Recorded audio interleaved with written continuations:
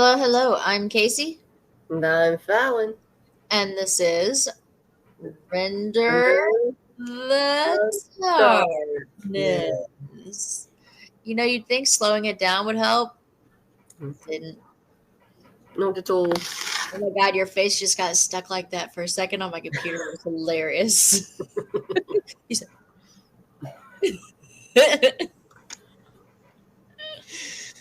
oh, anyways. All right, today we are in Idaho. Idaho. Talking potatoes, y'all. Potato, scoop skis, potato. Ah, Jogado. Yeah. Why did you bring that up? Now I'm sad. I'm sorry. It's just, you said Idaho and then we said potatoes and it just Yeah, I know, but popped in my head, so. Tui. I had tickets to go see him this year and I was really excited about it, and then he canceled his whole tour, so which obviously I understand why, but still bummed that I had to miss it. Yeah. So back to Idaho. Scoop ski potatoes.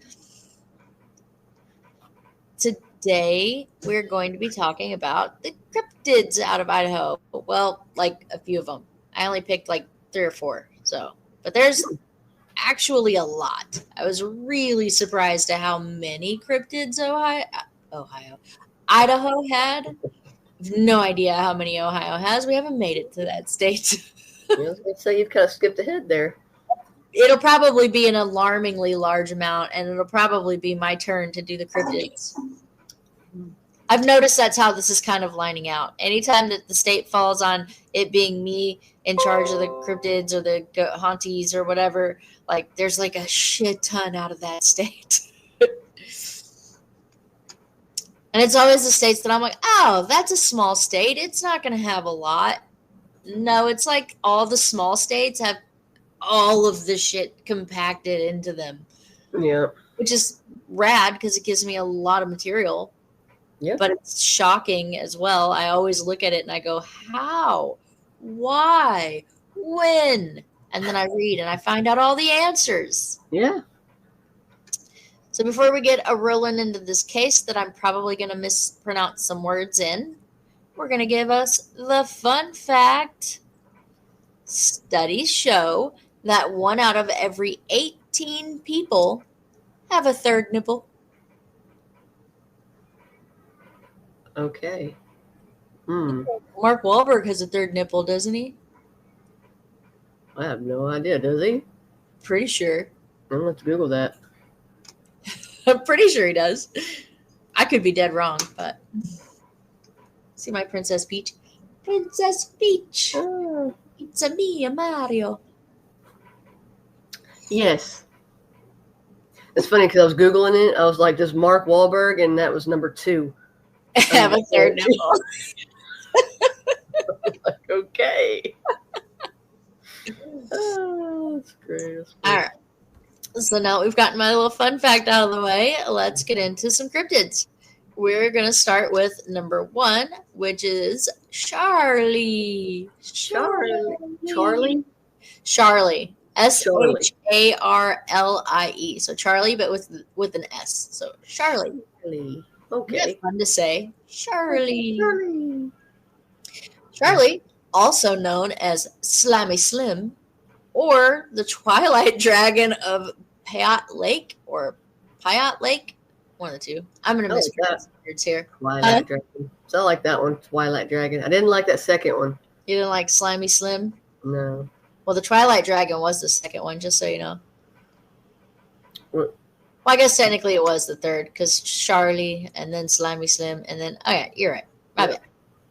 Okay, so this is kind of like Idaho's own version of the Loch Ness Monster. It's believed to have there's really not a lot of information on it, to be honest. But it's believed to have originated from the original inhabitants of the West. You okay? Yeah. Are you sure? Yeah, I just thought I heard something really weird outside. You getting scared? Idaho's freaking you out here? Charlie's freaking you out? Well, if I had a lake back here, maybe. Well, as much as it's been raining for the last 2 freaking months, I'm surprised you don't have a lake back there. True. But it's believed to have originated from the original inhabitants of the Western settlement, which is the Native Americans, who thought that an evil spirit lived in the lake. The first reports go all the way back to 1920. Ooh. It was reported again by several groups of people in 1944, and they claimed that the creature was between 30 to 35 feet long with humps and shell like skin. They said it looked like a dinosaur. Ooh, that's cool. I thought so.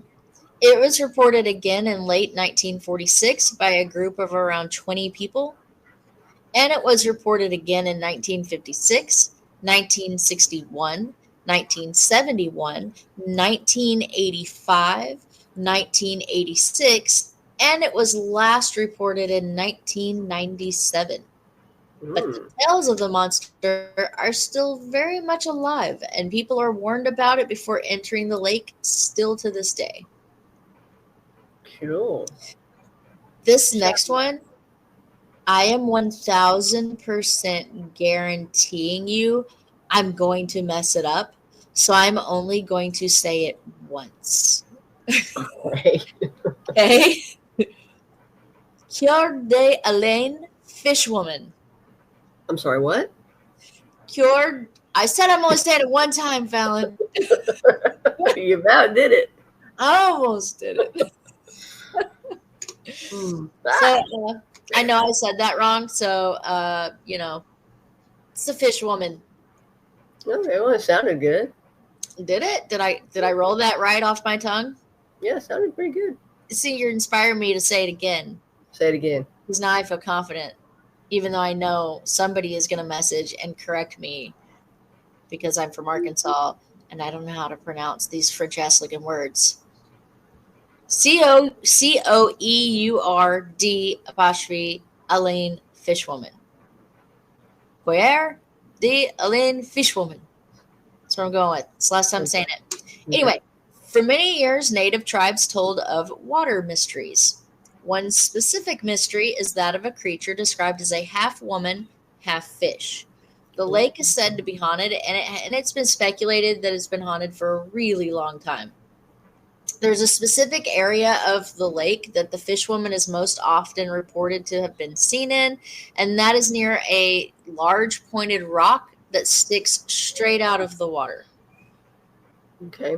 People report her to be looking out over the water when they see her, and some believe that she's watching over the lake, or maybe she's observing people and like their activities around the shoreline to make sure they're not messing up the lake or something.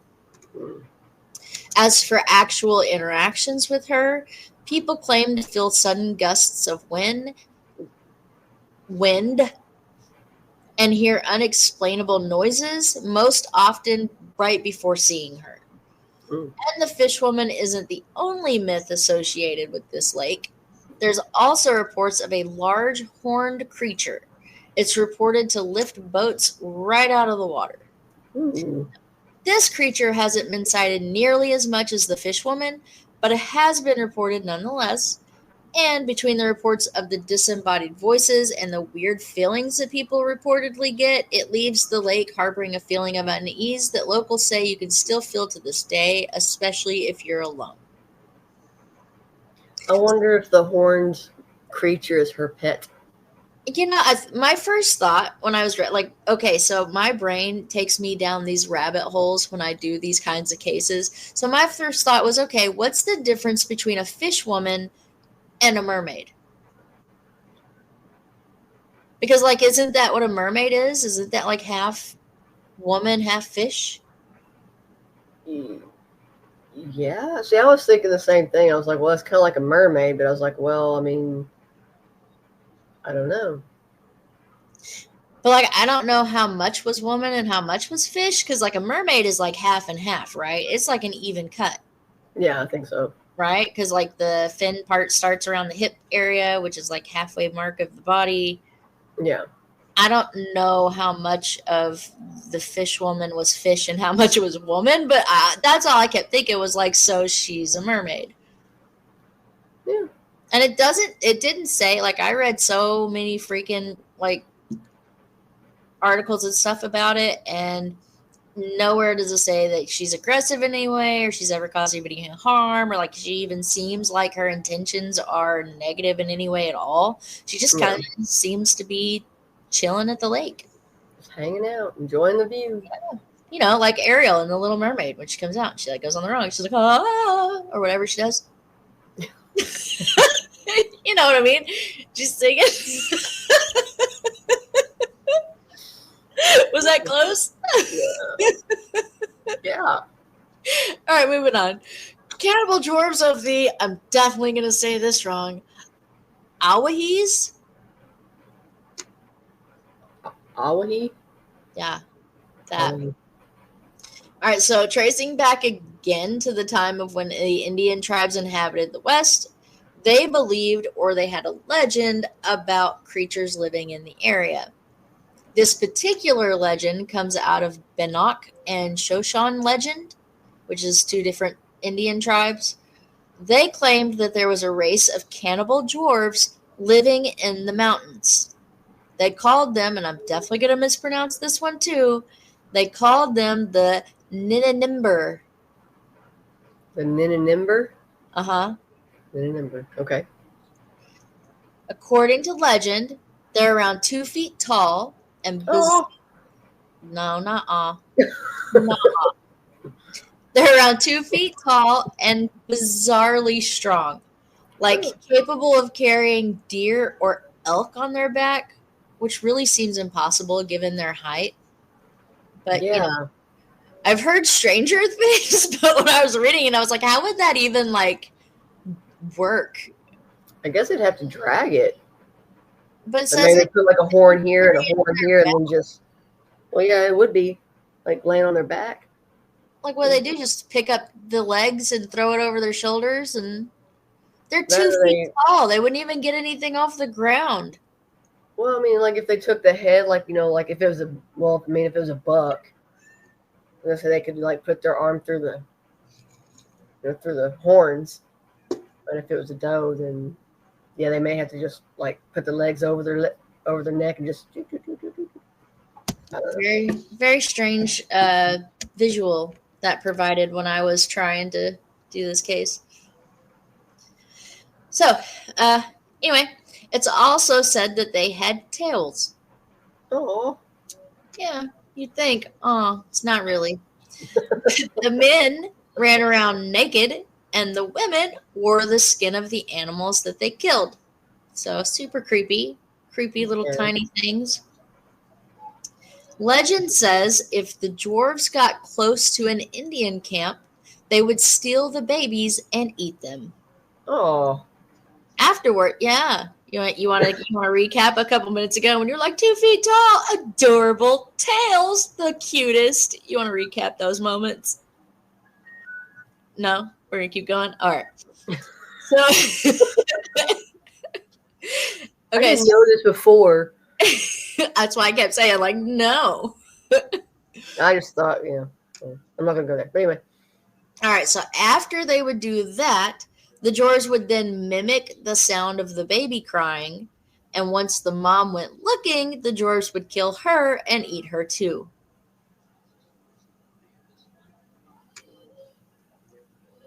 That's all I'm going to say. They would also use their tails, you know, their little adorable tails, as a way to sneak into the groups of kids that would play in the camps, and they would then run off with the children. And reportedly, they also had a group of cousins called the Pohana that lived in creeks. So these poor people were getting little dwarves from the mountains and little dwarves from the creeks. Oh, that's sad. I know. I don't know if the cousins ate babies or women or whatever. I don't know if they were as aggressive or cannibalistic. But I can't imagine the apple didn't fall far from the tiny tree. Maybe. But it was also reported that the dwarves never went after men, probably because they knew that they couldn't take them. That's my guess. They like super duper strong? Well, Yeah, that's true, but they're super, super strong when it comes to carrying dead things. I don't know if they're super, super strong when it comes to going up against completely live, way taller, way stronger things. Mm. True. Like that was just tactical survival skills right there. Mm. Which, okay, I don't want to say what I was about to say. Never mind. I was going to say something, but then I immediately was like, no, Casey. Probably. If I stopped myself from saying it, it was bad, okay? Yeah. All right, so as of today, there's never been any proof as to whether these dwarves ever actually existed or not, but the legend and the awareness of the legend are still very much alive. Hmm. All right, so mind your babies and your women's. All right, so the very last one we're going to talk about, which I am also going to probably say wrong, is the pinned orel paddler. This legend comes out of North Idaho, more specifically, Lake Penn Orel. This legend is a little touchy. It's kind of questioned a lot more than most. Many people believe there are many different explanations for this one, um, other than it being a monster in the water, Hmm. which is what is indicated that that's what the legend says, that there's a monster in the water. But this one's pretty heavily debated, I Okay. will say. Um, So, for the case, we're going to stick with the idea that there's a monster in the water. Okay. So, first, the monster was reported in 1944, and it was reported that there were odd shapes underneath the water that were very large in size.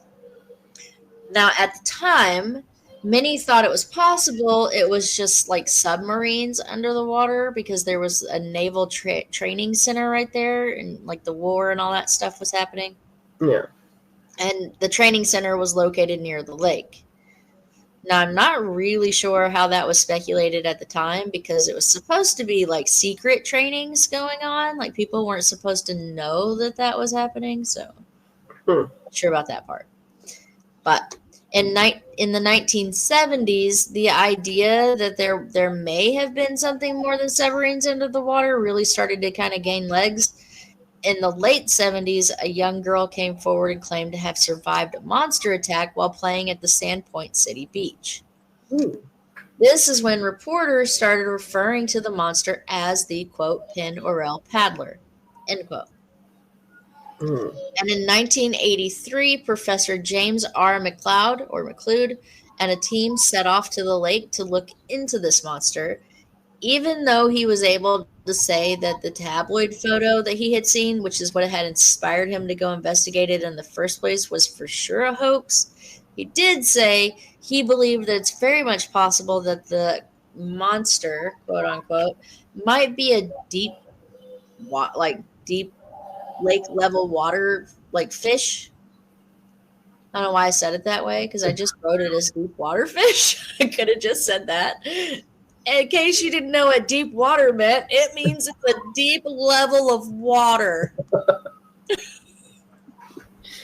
Anyway, so he proposed it might be like a prehistoric sturgeon. Okay. And Julie Green, who was a local teacher, would claim to have seen something that she referred to as a, quote, gunmetal gray object, unquote. So, and she said that she saw that not far from her boat, and that was in 1985. And it was actually on Memorial Day.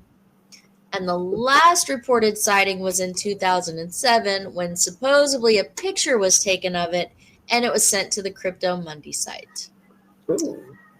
And this cryptid gets mentioned in James R. McLeod's book, which is Mysterious Lake Pinned Orel and its Monster Fact or Folklore. And I will say that people have caught record-breaking massive fish from this lake. So the idea that it's some kind of a giant undiscovered fish of some type, it's not that far-fetched. Mm.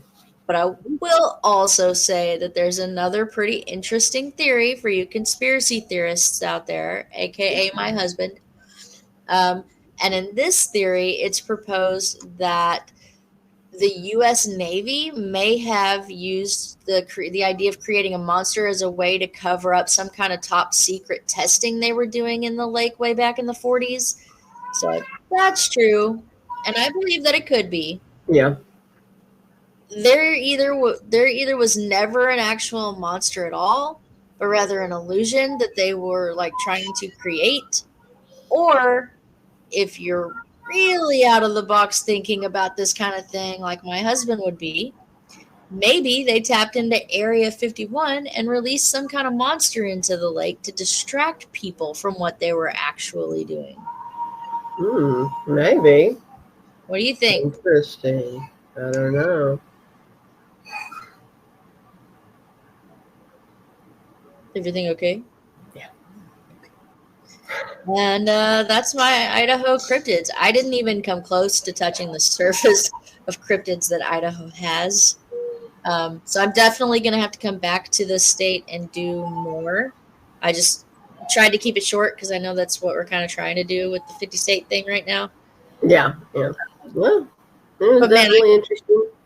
I could have easily done 2 parts on Idaho cryptids. Like there's so many, and I will attach a link that has the bulk of them attached to it. So if you're interested in learning more about the cryptids or what other cryptids they have, there'll be a link attached where you're able to do that. Oh, cool. Am I allowed to look? Oh, I don't care. Just don't read about it.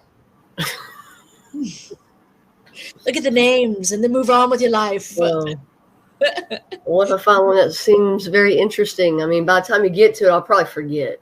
All right, well, you get 2, and you have to tell me which 2 it is, so I don't include it in my next case, because I want you to be riding this wave with the listeners. Gotcha. But yeah, that was my Idaho cryptids. That's pretty cool. Interesting stuff from the Idaho. I was really surprised at the amount of words I couldn't pronounce. I was too. Oh. Which I guess there's probably like a lot of Native American land and stuff out there. I would imagine, yeah. I've never personally been to Idaho, but I imagine there's a lot of land that was. But anyway, thanks for hanging out. Good. Thank you. Thank you for telling us all about some of the cryptids from the Idaho. You're very welcome. It's very interesting. Well, I'm glad you enjoyed it, and I hope that anybody who is watching and listening enjoyed it as well. And this case should be coming out, what is tomorrow? Tuesday. Yep, Tuesday. So hopefully we'll see you guys then. Other than that, if you like what we're doing, you enjoy our videos, give us a like, a share, a follow, subscribe. We'd appreciate ya. Till next time, I guess. Bye, Fallon. Bye. Bye, listeners and watchers.